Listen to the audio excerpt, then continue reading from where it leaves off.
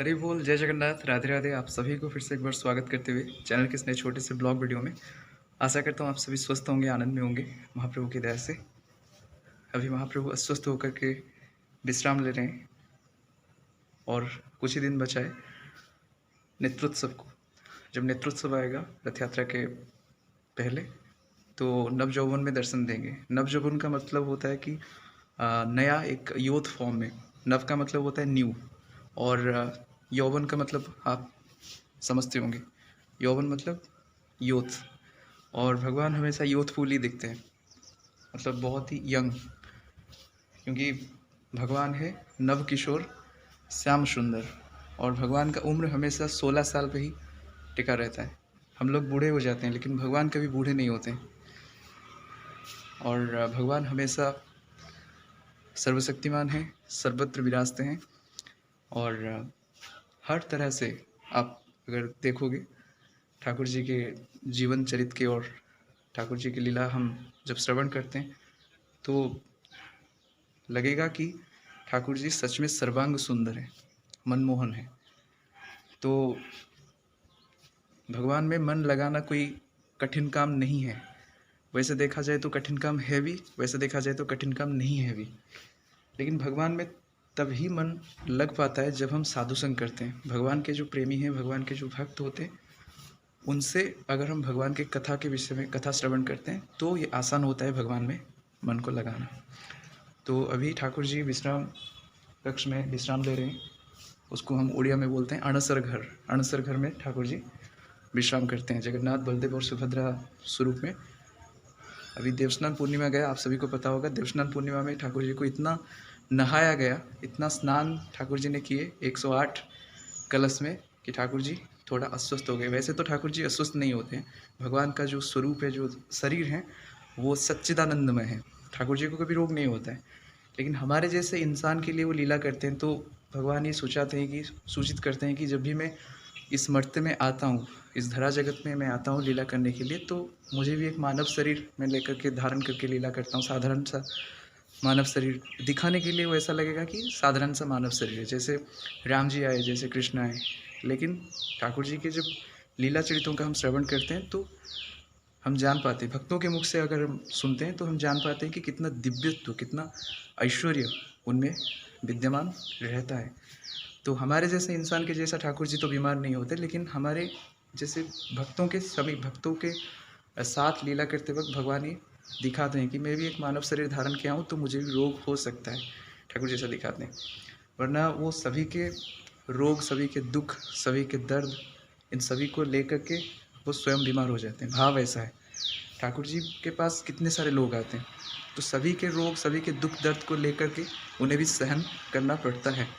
तो हमारा ये कोशिश होना चाहिए कि हम ज़्यादा अधर्म, कुकर्म, ये सब, इन सब चीज़ों में ना पड़े, ताकि ठाकुर जी को ज़्यादा दुख और तकलीफ़ ना उठाना पड़े। हमारे वजह से ही ठाकुर जी को दुख उठाना पड़ रहा है। जैसे जीसस क्राइस्ट आए थे, उन्हें भी तकलीफ़ उठाना पड़ा। जैसे पवित्र बाइबल में लिखा है कि हमारे वजह से ही जीसस ने क्रूसिफाई होकर के उन्होंने एक बलिदान दिया, त्याग दिया। तो भगवान के जितने भी अवतार आते हैं, सभी को कष्ट उठाना पड़ता है, वो भी हमारे जैसे बद्ध जीवों के कल्याण के लिए। तो आई होप कि आप बातों को समझ पा रहे होंगे। अभी रथ यात्रा आने को ही है, 1 जुलाई को रथ यात्रा होगा।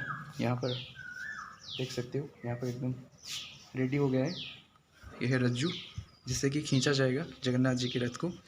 और मैं आपको अभी दिखा रहा हूँ, यहाँ पर देखिए, रथ ऑलमोस्ट हाफ कंप्लीटेड हो चुका है काम। हमारे बढ़ाई लोग बहुत मेहनत करके भगवान की सेवा में खुद को समर्पित करते हैं, और मैं खुद को धन्य समझता हूँ, क्योंकि मैं भी बढ़ाई कारपेंटर फैमिली से बिलोंग करता हूँ।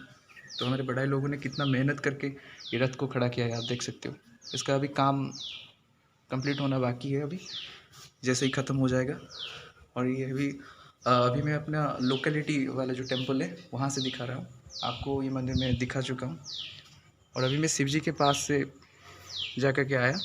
आज सोमवार का दिन है, और अभी हम राधा माधव स्वरूप में ठाकुर जी का दर्शन करेंगे। पहले श्री गरुड़ जी का दर्शन करिए। श्री गरुड़ वाहन की जय हो। जैसे कि आप देख पा रहे हैं, अभी बलदेव, सुभद्रा और जगन्नाथ जी यहाँ पर विद्यमान नहीं हैं। देवस्नान पूर्णिमा के बाद उन्हें अणसर गृह में रखा गया है। ठाकुर जी विश्राम कर रहे हैं, लेकिन राधा माधव स्वरूप में हमें दर्शन दे रहे हैं। तो अभी हम इस स्वरूप में भगवान का दर्शन करने के लिए पा रहे हैं। हे कृष्ण करुणा सिंधु दीनबंधु जगतपते गोपीश गोपिका कांत राधा कांत नमोस्तुते। तप्त कांचन गौरांगी राधे वृंदावनेश्वरी वृषभानुसुते देवी प्रणमामि हरिप्रिये। तो अभी हम दिया प्रज्वलित करेंगे।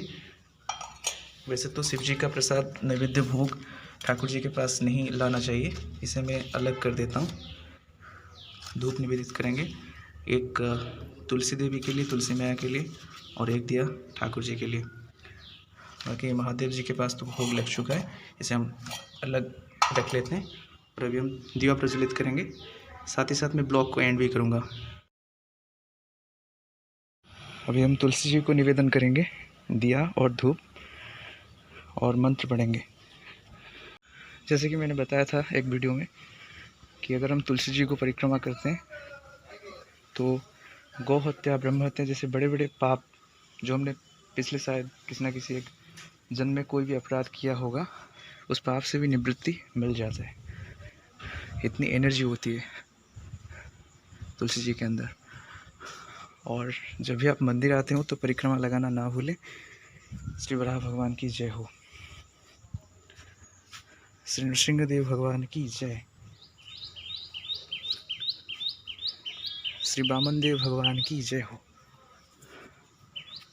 तो अच्छे से दर्शन करें, परिक्रमा लगाएं। आपके घर के पास अगर मंदिर है तो रोज़ मंदिर जाना कभी आप ना भूलें, क्योंकि मंदिर जाना बहुत ही ज़रूरी होता है। पहले के ज़माने में लोग मंदिर जाया करते थे, बहुत ज़्यादा सोचते नहीं थे, बहुत ज़्यादा बकवास वाली बातें नहीं करते थे, या फिर लॉजिक कह करके चिल्लाते नहीं थे। लेकिन आजकल लोगों को बहुत ज़्यादा लॉजिक चाहिए होता है, हर एक चीज़ के पीछे लॉजिक ढूंढते हैं। क्यों मंदिर जाना चाहिए? मंदिर इसलिए जाना चाहिए क्योंकि हम बहुत सारे काम में बिजी रहते हैं, हमारा मन ठीक नहीं रहता है, तो मन के लिए होता है मंदिर। आप घर को भी मंदिर बना सकते हो, लेकिन मंदिर होता है अनुष्ठान के लिए, पूजा होती है, सत्संग होती है। तो साधु संग में भगवान का कथा श्रवण करें, भगवान के श्री विग्रह का आप अगर दर्शन करते हो तो भगवान की जो शोभा है, जो बेस का दर्शन है, दर्शन मात्र से ही शुभ होता है, कल्याण होता है। मन को अच्छा लगता है। ये बहुत अच्छी बात है कि मन में बहुत सुंदर विचार आते हैं, फीलिंग्स आते हैं, विवेक सुधर जाता है। और मंदिर के टॉप पार्ट को आप अच्छे से दर्शन करें। नीलचक्र पतित पावन भाना। अभी मैं जैसे आपको दिखा रहा था कि यहाँ पर आप देख सकते हो, ये रज्जू रेडी हो चुका है ऑलमोस्ट, और रथ का काम भी समाप्त होने को ही है। सिर्फ ऊपर वाला हिस्सा का पार्ट जो है उसका काम बचा है, और नीचे वाले काम आप देख सकते हो कितनी सुंदर तरीके से इसको लगाया जा चुका है। ऊपर का हिस्से का काम जैसे ही ख़त्म हो जाएगा तो रथ यात्रा दिन में रेडी हो जाएगा। तो आप सबको मैं निमंत्रित करता हूँ, आप लोग कभी यहाँ पर आइए, घूमिए। आप जब भी भुवनेश्वर आते हो, खंडगिरी के पास ये गांव है घाटिकिया, यहाँ पर ये सुंदर सा जगन्नाथ जी का मंदिर है, आप देख सकते हो। आपको बहुत ही अच्छा महसूस होगा। यहाँ पे एनवायरनमेंट बहुत ही सुंदर है, बहुत ही सुंदर परिवेश है। यहाँ पर वॉल पेंटिंग के माध्यम से भक्तों को दर्शाया गया है। ये है मीराबाई, आप सभी जानते हैं। और ये हमारे उड़ीसा के माणिक गौड़ुनी है, और ये है फेमस दासिया बावरी इन्हें बोलते हैं। बहुत बड़े भक्त हुए हमारे उड़ीसा के, जिनके भाव से संतुष्ट होकर के, प्रसन्न होकर के जगन्नाथ स्वयं इनके हाथ से नारियल ले गए थे। और यहाँ पर हरि और हर का कॉम्बिनेशन आपको दिखाई दे रहा होगा।